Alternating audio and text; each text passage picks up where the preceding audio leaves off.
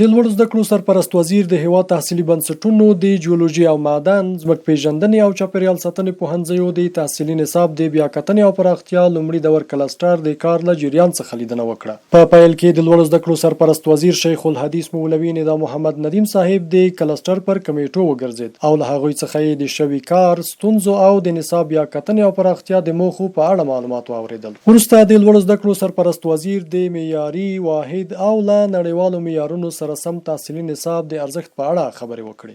نو نن چې تاسې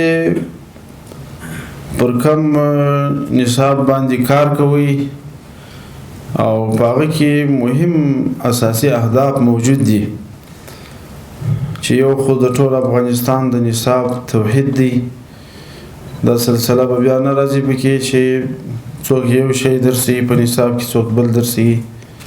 توحید د نصاب به راسي او دوهم به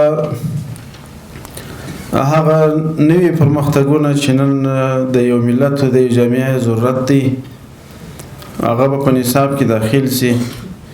هغه مضامین چې د هغه اړتیا نشته در وخت تیر سوي دي هغه به د نصاب نه خارج سي، لرې به سي. نو دا داسې کارونه دي چې اساسي کارونه دي او دا کارونه باید د دغسې استادانو او کدرونو د خوا څخه انجام سي لکه تاسې حضرات.